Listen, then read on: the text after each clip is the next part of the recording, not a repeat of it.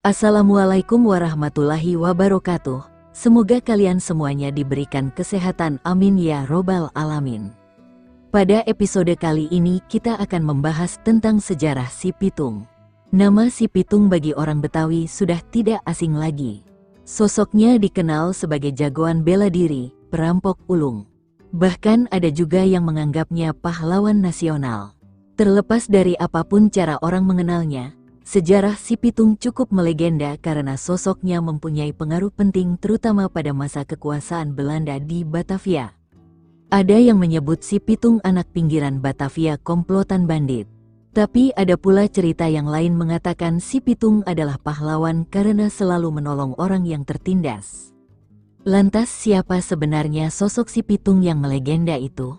Si Pitung lahir pada tahun 1866 di Kampung Pengumben, sebuah permukiman kumuh di Rawabelong, dekat stasiun Palmerah sekarang ini. Putra keempat pasangan Bang Piung dan Mbak Pinah ini bernama asli Salihon. Menurut riwayat lisan, julukan Si Pitung berasal dari frasa Jawa Pituan Pitulung, yang berarti 7 sekawan tolong menolong. Semasa kanak-kanak, Salihon berguru di pesantren Haji Naipin, tempat ia diajari mengaji, dilatih pencaksilat, dan dibiasakan untuk selalu waspada terhadap keadaan di sekitarnya.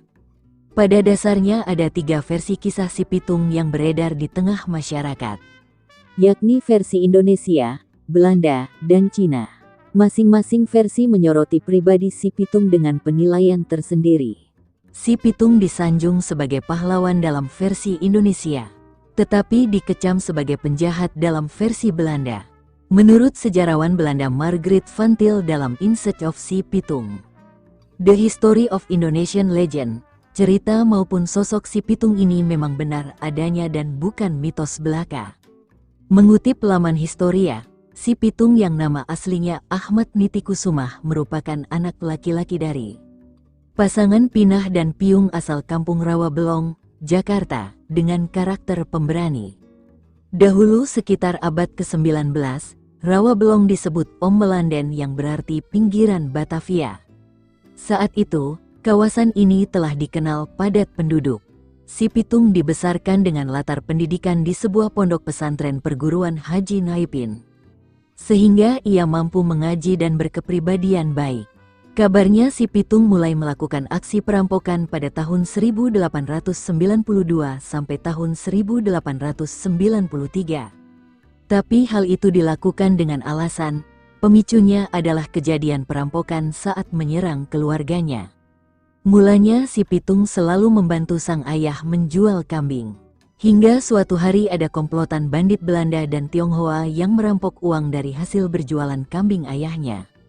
Kesal dan sakit hati karena perbuatan para bandit, Pitung pun mempelajari bela diri demi melawan bandit-bandit tersebut sampai akhirnya ia berhasil menemukannya. Atas kejadian itu Pitung mulai banyak mengenal komplotan bandit. Akan tetapi, pandangan orang terhadap dirinya jadi berubah seakan Si Pitung termasuk golongan bandit. Padahal niat Si Pitung menguasai bela diri menjadi seorang jagoan desa, bukan semata-mata menjadi sosok yang ingin ditakuti, melainkan ingin bisa melawan para bandit yang sekaligus tuan tanah Belanda yang kerap menindas warga miskin lemah dengan tindakan semena-mena. Kemampuan bela diri Si Pitung pada akhirnya cukup membuat was-was para tuan tanah. Kemudian sekitar tahun 1892 Si Pitung melakukan aksi perampokan. Hikayat Si Pitung dituturkan masyarakat Indonesia hingga saat ini, sehingga menjadi bagian dari legenda serta warisan budaya Betawi pada khususnya dan Indonesia pada umumnya. Hikayat Si Pitung kadang-kadang dituturkan dalam bentuk rancak, sejenis balada, syair, atau cerita lenong. Dalam versi Kusasi, 1992, Si Pitung dicitrakan sebagai tokoh Betawi yang merakyat, seorang muslim yang saleh dan suri teladan bagi penegakan keadilan sosial. Berdasarkan cerita legenda, Si Pitung dapat dibunuh oleh Belanda dengan beragam argumen tersebut di atas. Menurut Hindia Olanda, 18-10-1893 banding 2, sebelum ditangkap Pitung dalam keadaan rambut terpotong. beberapa jam sebelum kematiannya pada hari Sabtu. Seperti yang diceritakan oleh legenda bahwa kesaktian si Pitung hilang akibat jimatnya diambil orang, versi film Si Pitung Banteng Betawi. Tetapi yang menarik, versi lain menyatakan bahwa si Pitung dapat dilemahkan jika dipotong rambutnya. Berdasarkan koran Hindia Olanda dikatakan bahwa sebelum kematiannya si Pitung telah dipotong rambutnya. Sesudah kematian si Pitung, makamnya dikawal oleh tentara, karena beberapa masyarakat percaya dia akan bangkit dari kematian. Hal ini tersirat dari Rancak Si Pitung dalam Fantil, 1996. Pitung yang menjadi karakter sebagai Robin Hood versi Betawi dikembangkan oleh Lukman Karmani, Til, 1996. Karmani menulis novel Si Pitung. Dalam novel ini, dikisahkan bahwa si Pitung sebagai pahlawan sosial.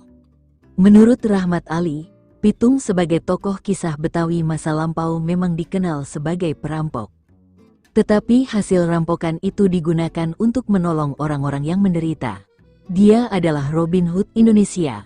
Walaupun demikian pihak yang berwenang tidak memberikan toleransi.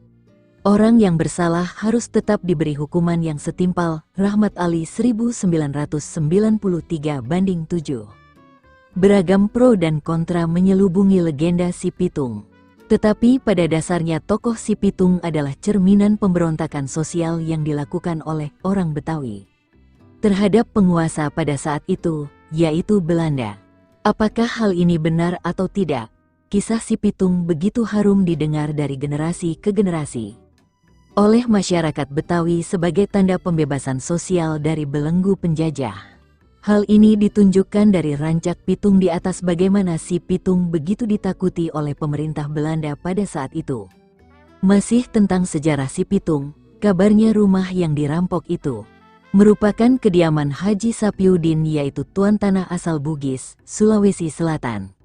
Aksi perampokan tersebut menyebar luas sampai dimuat dalam surat kabar Hindia Olanda pada tanggal 10 Agustus tahun 1892. Peristiwa ini bukanlah terjadi 1-2 kali. Pitung kerap merampok rumah tuan tanah lain untuk mengambil hasil rampasan mereka dan membagikannya kembali ke warga miskin. Hampir semua tuan tanah sudah mengenal si Pitung, bahkan ketika mereka mengalami perampokan, namanya selalu diincar dan diburu polisi. Si Pitung juga dianggap pemberontak sehingga orang-orang Belanda ingin dirinya ditumpas seakan-akan mereka ini tidak bergerak bebas dalam menindas orang-orang kecil. Sampai pada akhirnya si Pitung benar-benar tewas tertembak peluru emas milik Kepala Kepolisian Karesidenan Batavia AMV Hine. Konon setelah kematiannya jasad si Pitung dimakamkan di daerah Kebon Jeruk, Jakarta Barat, dekat kantor Telkom. Ada yang mengatakan makam si Pitung di daerah Tapos, Depok. Ada yang mengatakan juga jasad si Pitung dimakamkan di hutan Jati Jajar, Depok. Demikianlah kisah si Pitung yang masih menjadi misteri untuk kisahnya, dan apabila ada kesalahan untuk penyampaian mohon untuk dimaafkan. Sampai jumpa di episode berikutnya. Kita bahas apa lagi ya? Komen di kolom komentar ya. Wassalamualaikum warahmatullahi wabarakatuh.